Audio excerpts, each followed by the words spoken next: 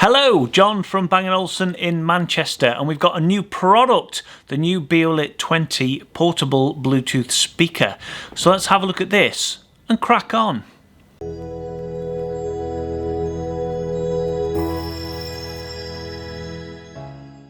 So this is just the next generation of Bluetooth speaker to bear the BEOLIT name. So originally we had BEOLIT 12, then we had BEOLIT 15, BEOLIT 17, and now the glorious BEOLIT 20.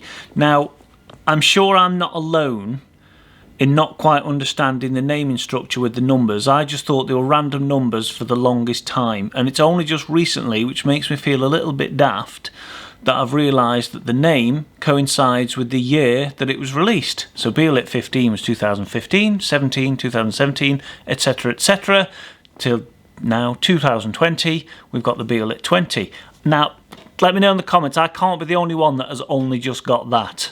So the BEOLIT name comes from the Danish word for bakelite, which is what they used to make the classic radios out of back in the yesteryears. So all stems from the BEOLIT 39, which, you guessed it, was 1939. And 1938 as well, if I'm honest. BEOLIT 20 is an upgrade to the BEOLIT 17, but the hardware inside remains the same, so it still has the same speaker units and, importantly, the same sound, which, in my opinion, is not a bad thing, because if it isn't broke, don't fix it. The BEOLIT 17 and now the BEOLIT 20 still remain, personally, the best portable Bluetooth speakers that I've ever heard. Where it does differ from the BEOLIT 17 is the fact that it's now got a Qi wireless 5-watt charger on the top plate. So this is handy for charging your phone, if it's Qi wireless compatible of course, or even your earphones, perhaps your E8 or E8 Sports. You can just pop them on top and it will give them a charge, so essentially making the BEOLIT 20 a portable power bank.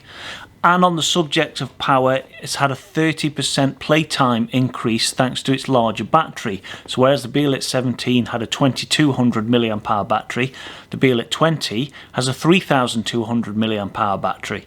And the lithium-ion battery will take around 3 hours to charge with the included power brick and USB-C cable that you get in the box. The quoted playtime is up to 37 hours at low volume. At typical listening level, sort of mid volume, you'll get around 8 hours playtime, and at full volume you'll get about 3 hours 40 minutes. This is all with the wireless Qi charging turned off. You can turn the automatic charging on or off in the app. Obviously with Qi wireless charging on, or if you're charging a device, that will consume some of the battery, obviously.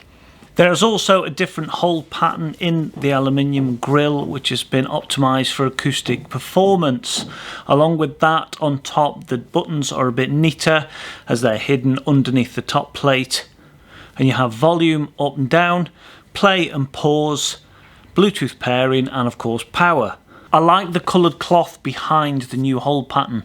So behind the aluminium you've got this colour, so from a distance the black anthracite looks like just black, but when you get a bit closer, or when the light catches it a certain way, you get the sort of blue shimmer in the dots. I just think it looks really cool. It's the little details that make Bang & Olufsen, for me, that little bit extra special. Now the leather strap's always been there, but this one's particularly nice. It seems a bit thicker, and they've really chosen carefully on who makes it for them.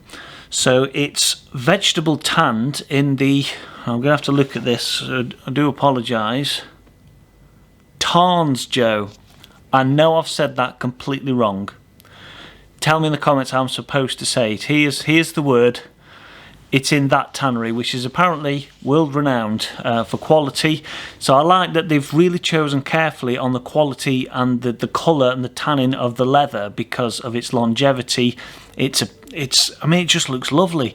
And apparently it will patina beautifully with age. So they've thought about it in the future and what it's going to look like as the product gets older. In terms of technical specification, underneath those lovely aluminium covers lies one 5.5-inch long stroke wideband drive unit. You've got three 1.5-inch full range drivers, and you've got two 4-inch passive bass radiators with two 35-watt digital amplifiers to drive everything. So it's a true omnidirectional 360-degree speaker. The recommended use from Bang & Olufsen, it will fill anything between 10 and 50 metre square room. So this thing will fill a big space and it sounds fantastic. Quoted frequency response is from 37 Hz to 20 kHz, which is mightily impressive for such a small box, which is just a testament to how well Bang & Olufsen designed these small speakers. Connectivity wise, you have AAC and SBC codecs. You can stereo pair two BEOLIT 20s like you could with the 17s, but as a bonus you can also stereo pair BEOLIT 17 and a BEOLIT 20 because essentially they're the same inside.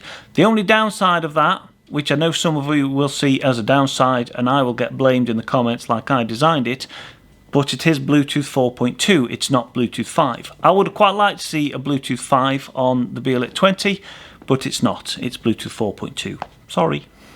So what does it sound like? It sounds just like a BEOLIT 17, which is certainly no bad thing. It's got a real hi-fi quality to it. It's a really grown-up sounding Bluetooth portable speaker, and of course it's now a portable, very large power bank as well. It's got that real Bang & Olufsen signature sound. It's got lovely clear mid-range. The bass is deep and punchy when it needs to be, but it's never overpowering. And two in stereo, I have to say, sound like a very good quality of stereo hi-fi bookshelf / stand mount speakers if you're thinking in traditional hi-fi terms. So that's it, BEOLIT 20. A decent upgrade from the 17 with the added bonus of being able to pair them in stereo.